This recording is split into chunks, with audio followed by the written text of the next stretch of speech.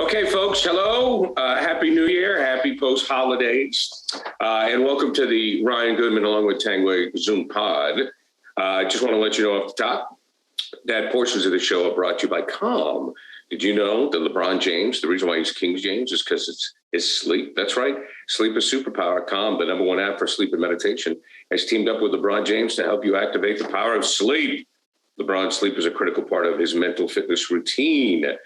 So if you head to calm.com/scribe for a limited time, you get 40% off of a Calm premium subscription. Again, for a limited time, go to calm.com/scribe. Get started at calm.com/scribe, calm.com/scribe. And I see commercials with LeBron in them now, you know, with the rain falling and all that. So the king buys it. Okay, guys, this is such, we didn't get in this business to talk about pandemics, but it's unavoidable, Jeff. I mean, right now, I don't know what to think. I don't know how we measure teams. I don't know how we stay fans. How do we handle this? It's hard right now. And obviously every league and every level is handling it differently. As bad as it is in the NBA right now, it's worse in college basketball. It's worse. Oh, yeah. Because at least in the NBA, I guess, I mean, they're playing through it for the most part, not with great players, right? No, I mean, Atlanta's missing 10 guys, Celtics missed a bunch. I mean, people are dropping like flies. I think now on the opening day roster for the Celtics, I counted it up, 11 of the 15 players have been on the COVID list so far. So that's the good news. The good news is if you can't get it again, which we don't know the answer to that yet with this strain, if you can't, the Celtics are done with it for the most part, with their key players already having it. With college, it's a lot different right now because they're testing coming back. The kids went home for Christmas break. They come back about 40% or so are testing their entire team. And frankly, almost every team, somebody's going to have it at this point, coming back from Christmas break with their families or whatnot. And then they pretty much shut it down. The teams that aren't testing, which is like the entire Big 12 and everybody in the Midwest and the South, they keep moving on if they can. So the NBA, I feel bad for the fans because, you know, some fans are flying places with their kids, shelling out a lot of money. And they're watching a team, for instance, in Minnesota last night with Nathan Knight playing 29 minutes and Jordan McLaughlin playing 32 and Malik Beasley playing 39. And there's no sign of Karl Anthony Towns or D'Angelo Russell or Anthony Edwards. And, you know, I feel like they should be offering these owners. It's a joke right now. They should be giving a portion of the money back to these fans for the heist that is going on right now with the NBA and not just the NBA. Yeah, if only, you know, that will never happen. No, but with the one thing that Gary said that, you know, is paramount is we can't judge anybody. Right. We can't judge anything. We can't judge the NBA. We can't judge NFL. We can't judge, you know, the NHL. We can't judge anything. And so, you know, everything must be taken on a face value thing that night and no more. You know, when the game's over, you know, you don't know. I mean, projecting down the road and all that, you know, impossible. You know, it's so. And you're right. It's so right about the paying customer thing. But there's no, you know, what a fantasy world we'd be living in if we ever thought the owners would actually, seriously, would ever say, oh, yeah, you know, we can't keep charging people the same thing. Oh, God, you know, no, it's isn't it like scabs? Doesn't it remind you of like scabs and replacement players at this point? Well, yeah, except that they're not doing it. These guys aren't crossing lines or doing anything wrong. I mean, when Joe Johnson comes out of the 3-on-3 league, you know, here's how that, Joe Johnson, here's where I was, just to put Joe Johnson in perspective, okay? Here's where I was when I heard about the trade of rookie Joe Johnson, 48 games into his rookie season, for Rodney Rogers and Tony Delk. And by the way, in the short run, it was a good trade. In the short run, they got very short to the conference finals. Yes, it was a shock, right? Yeah. Okay. In the long run, it wasn't exactly Larry Anderson for Jeff Bagwell, but it was the next level. Okay. Now, I was in the press room in the Salt Lake City Olympics. That just put that in perspective, folks. That's where I was when Joe Johnson was a rookie traded. And here we are. How many Olympiads later? 97 and 06, 10, 14, 18. What? Mitt Romney has run for president twice and been a governor. So that's where I was when I heard about the trade. Amazing. So I wonder now, from a coaching perspective, if I'm coaching, whenever I get my roster back, say for some reason you get lucky, you say I got 4 of my 5 starters back, I'm playing to win. It's like, okay, I got my guys back. I got to take it like in 5-game chunks, right, Bob? It's like, I got to go now. Okay, everybody's here. Every game matters. We're playing every game like it's game 7. I got to get as many W's as I can, obviously. Yes. Yeah. It's interesting. It's going to be interesting, the whole psychology of that aspect of it. Yeah. But it's so unimaginable. We thought a year ago that anyone ever told us that old, if anyone ever told you a thing, if anyone ever told you a year down the road we'd be facing even more devastation of lineups and games being canceled and postponed. And, we wouldn't believe it. We figured we'd be, and by the way, that there was a vaccine. Bob, should they? And if there was a vaccine. Bob, the big question, you're old school here. Yeah. Should these, whether it's college players, whether it's NBA players, be allowed to play right now if they've had the vaccine, they've had the booster, and they're not showing symptoms? Yeah. If they've done all that? Yeah. Yeah. I mean, the converse is what I'm more interested in. And people have raised the question, with with Kyrie. Okay, Kyrie, he can't play in Brooklyn and he can't play in Madison Square Garden. But are we sure that all the players who are coming in to play them are legit, are appropriate? I'll just put it that way. We don't even know. I don't know. I don't know how that works. Guys in the NFL lying. I don't know how that works. Yeah, well, then I don't want to spoil my entire 2 days in a row thinking about Antonio Brown. So let's not do that. But we're all. But if you've done the right thing, if you've done the right thing to me, and you're not showing symptoms, you should be allowed to go out there and play. That's the only way we're going to get through this. Right. I agree with that. Makes sense. That makes sense. I mean, Jeff, that's happening here. I mean, my son, they had a positive case on his high school team. So they shut down the game last Thursday, right? So, and they were off for Christmas break. He gets tested every week at school. Yeah. And I just took him and got a test real quick, So they're saying right now, if you don't have symptoms and you're vaccinated, you can practice.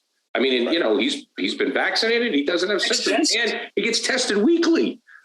I mean, that's just common sense to me. What else are you going to do? You have to move the goalposts now based on the information that's kind of come to us. And obviously, knock on wood, we haven't had any issues where we've seen of any athlete in any sport really through this new strain being, anything major happening. Right. I mean, generally, if you're vaccinated, I mean, what we've seen is what you're saying is if you're vaccinated and you're young, you're good. You're going to have a cold. Yeah. Yes. It may be a headache. It may be, whatever it is. The crazy part in college, guys, is what's happening is the trainers, the athletic trainers have been telling these kids for a year plus, if you've got any symptoms, tell me. Well, now these kids have been conditioned to tell them. So they've got a cold, they've got a headache, whatever, and they go to them. And then it's obviously the athletic trainer's job. Right. To then say, all right, we need to test you. And obviously the rate is out of control. Although I had one coach tell me this morning, he was like, we tested coming back from Christmas break. Believe it or not, we went 17 for 17 negative. Yeah. And I said, that's like hitting the damn lottery. Well, I think what you have to do, I mean, for the college ranks, it seems, Jeff, is you almost have to run rapids every day. Like, for example, I mean, and we're going to talk about my film, Don't Look Up, coming up. But when we were on that movie set, and on that movie set, you get tested twice a day, okay? Yeah, and you get tested when you showed up. You get tested halfway through. So you get tested like twice a day with like rapid tests. And they did a 2-day test. So college basketball they got has the money. But Jackson State can't do that. Well, yeah, but this is where the NCAA or the NBA, however, to Bob's point that they're not giving back the money. I mean, what is the NCAA contract worth, Jeff? $1 billion? So the NCAA says we are paying for rapid testing daily. Daily. And the NBA should do the same thing. You show up, you get tested, boom. And then if you don't have symptoms, then that's the way to do it. That's the only way you can do it. And I know it's expensive, but they can do it. They can afford it.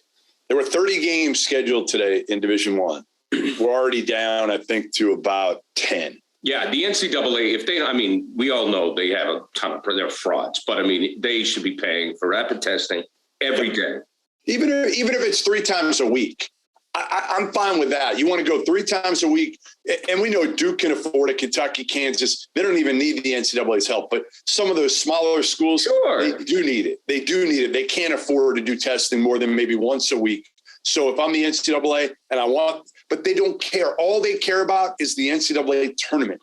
That's all they give a shit about, right? Because that's where their money comes from. So they don't care if a game is played from now until March. They've already got all these non-conference games. They'll play the tournament anyway and take it and get the money. Speaking of which, I was going to ask you, as you understand it, is everyone in agreement or in some kind of a tacit agreement that some teams are going to wind up playing 20 games, some teams are going to wind up playing 17 games, some teams are going to wind up playing 28 games, and when it comes time for the committee to get together. What? They're just going to have to be arbitrary and make these site judgments, right? Just like last year. There's no hope. It's too late already. And they're not going to be able to reschedule all these games. No, unless they move, to me, what they should have done, and nobody saw this coming, so it's hard to hammer everybody. But if you want to move some of those like one bid league tournaments back a week, Bob, you could push them back 1 week now, remember, and say, hey, we're not going to be on TV. We're not getting our championship game on CBS Sports Network, but we want to make sure we get in those extra games. No America East, 11 a.m. Saturday final? But what would you rather have? A fair America East where everybody plays everybody twice, or you're seeing that 11 a.m. game on CBS Sports Network and it's bringing in, I don't even know how much that's worth on a TV contract. Can't be that much. I'm only kidding because, but that is their slot. Right. And 11 a.m. on Saturday. I just, in some of these teams, guys, you can play 3 games a week. The Ivy League plays back-to-back nights, by the way, on Fridays and Saturdays. In case nobody's heard that. So you can play a back-to-back at home. There's nothing saying you can't on a Friday and Saturday night play 2 games at home. You can fit a 3rd game in on a week if you need to. This stuff can be done. But all right, let's get back to the NBA. And you're right, Gary. Like the one thing both of you said is you're not dealing with apples to apples here because, Golden State, they've been last I checked, Steph's been okay. Well, yeah, to me, you look at some of these other teams like the Celtics, the Bulls have had major COVID problems. They're still 21-10 and right behind the Nets. So you're dealing with so many different scenarios right now. I'm just hoping in a month, number one, hopefully everything kind of goes back and the numbers start to decrease a little bit. Or number 2, everybody in the NBA has had it at that point. Everybody's had it, and for the most part, and we can kind of move on, and maybe there's a straggler here and there, but for the most part, we're done with it. It's a good theory. I really hadn't thought about that, but that makes a lot of sense to me. We're done with the bubble, right? We won't do a bubble again. I don't think so. No, I'd be shocked. I think the NCAA tournament, I think the tournament could be in a bubble if we're still dealing with this come March, because, again, they got to protect their investment. They can't have that blow up, and it's worth it to them. The money that they've already done it once in Indianapolis. They could do it again for 3 weeks. Right. Yeah, and they still get the cash. No, you're right about that. Okay, Bob wants to preach on Memphis. Well, I want to give him a Ryan Goodman Tangway a salute. They did something last night. They beat the Suns, and that means they are the only team in the league who have beaten the Warriors and the Suns. Now, the Warriors one was on October 28th, and it was overtime. And last night was 1-point game on a Ja Morant, just invention. It was a runner. He had to go back here. He was off the glass. It was on the other side of the basket. It was what great players can do, and all by himself after a 3-pointer would put the Suns ahead. Anyway, this team is playing, and they've won a lot of games without him. He's missing at least a dozen games. And I was looking at their roster quickly, guys, and for people who don't know, the second leading scorer is Dylan Brooks. Yep. And the third leading scorer right now is Desmond Bane, who's averaging 7 points a game. Of course. And then Jaren Jackson Jr. They've got good balance there. After Morant, they got 19, 17, 16. And then, of course, there's everybody's favorite New Zealander, Steven Adams, and beating up people in the low post.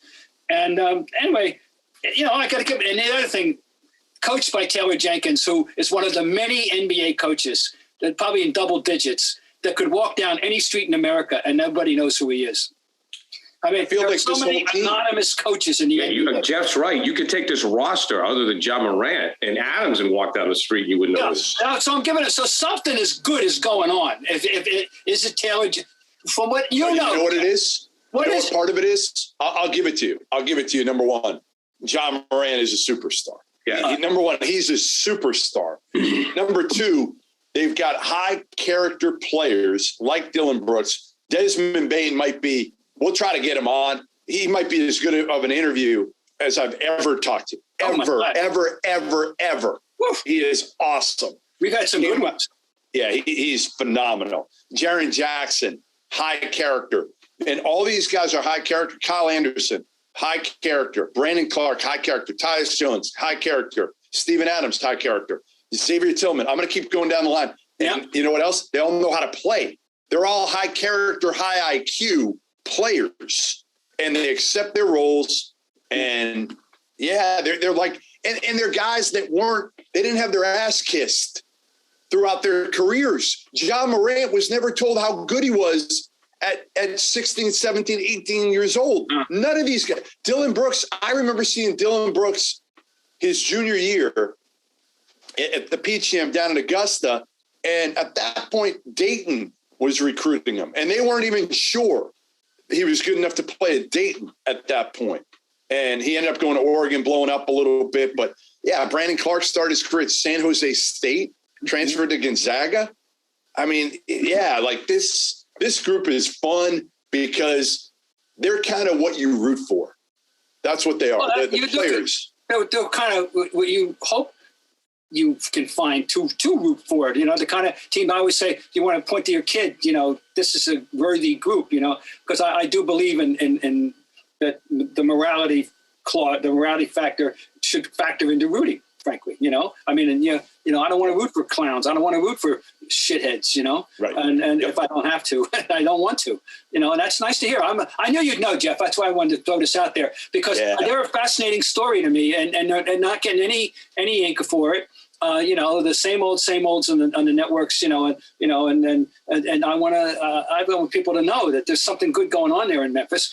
I have one little nitpick with them I've had since they moved is they should have ditched a nickname and gotten one a little bit more appropriate to, especially, hey, get a music one, do something, But I mean, Memphis is a great town, great food, great music. For God's sake, But then again, it's not the most incongruous nickname.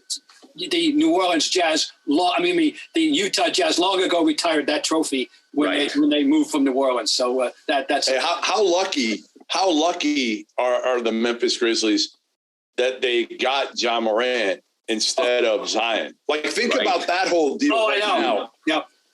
Right now, New Orleans is bottoming out because Zion, and again, I've said this to you guys, I think before, like, you're not going to find a better. I feel so bad for Zion, because he is an unbelievable kid. And I hope he's healthy, but I worried about this all throughout college and AAU, that he was carrying too much weight and the way he plays and the kind of like Foden and Durant all over again. It's sad. It's just, but listen, it's right now, it's not even debatable. Like Ja Morant, I'm not sure there's 5 players. If you're starting a franchise today, if you're starting a franchise, Bob, give me the players you would take over Ja Morant today. Oh yeah, not too many. Yeah. Who? Give me Luka. Luka, Jokic. Okay. I'm thinking of it. I have to think about. Well, here's the difference. You want to start it with a point guard. To me, I would rather start it with a point guard than any other position. And to me, you could even make the case. You could make the case that Ja Morant would be the number one pick potentially. If you were saying, I know I'm going to have this guy for his career. I'm going to take this dude and build around him. But you see a clear difference between Ja Morant and Trae Young, as you're saying? Oh, I do. I do. Yeah. He's I also think, it goes what back to what Ja do? Ja can guard. He makes people better. He can shoot it. He's super athletic. Guys love playing with him. I don't think there's any knock on Ja. Like Trae Young is probably, I don't want to say more fun to watch because Ja's a human highlight film. But Trae can shoot it from 40 feet, but he shoots 35% from three. I don't know. I feel like players like playing with Ja more than they like playing with Trae. I think Trae Young is a poor man's Ja Morant. Yeah. I just think Morant's, I guess when I see Morant, when I saw him playing college, I just thought of maybe as a lankier Iverson and just, one of those guys that when he gets on the floor, and I think this is why his teammates love him, he doesn't care if he's going against Kevin Durant. Right. He doesn't care if he's going against Kevin Stakem. He is going to scratch your eyes out. Tough kid. Yeah. Tough kid. But as you said, good kid, chip on his shoulder. Yes. Great kid. Great. Oh, but I'm with you guys. Man, I don't know if there's anybody I'd take over him. Again, because you're talking, I've said Jason Tatum. I just would rather have a guy that I know I could put the ball in his hands. Oh, my God. And he's going to make a play. And we can get to Tatum. We'll get to Tatum. I'm still the card-carrying president of the Jason Tatum fan club. I haven't lost that. But, yes, Ja Morant, to me, because of the position he plays and because he can get his shot off whenever he wants in a variety of ways. As he proved last night. Yes. The whole world knew it was going to have it. Yep. We'll get to Tatum in our Celtics segment, which you can check out at CLNS coming up. Guys, okay. I got one, please. Yes. You guys know I'm a box score freak. I love the miniseries. What do you got? Well, I think it's possible we had an unofficial record set 2 nights ago. Really? I mean this in the 75-year history of the league. And it couldn't have happened any other year.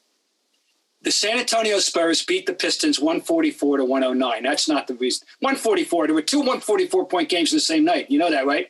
Did you know that?